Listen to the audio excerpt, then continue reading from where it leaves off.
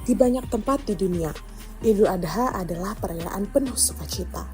Sholat berjemaah di lapangan terbuka, anak-anak berlarian dalam baju terbaik mereka, keluarga berkumpul, memotong kurban, dan saling mengirim makanan.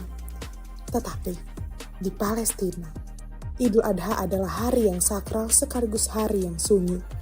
Hari di mana suara takbir harus berbagi ruang dengan suara drum.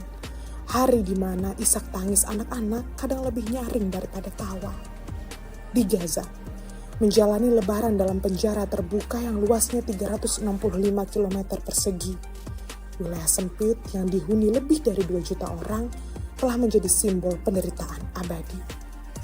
Blokade Israel yang sudah berlangsung sejak tahun 2007 membuat segalanya langka.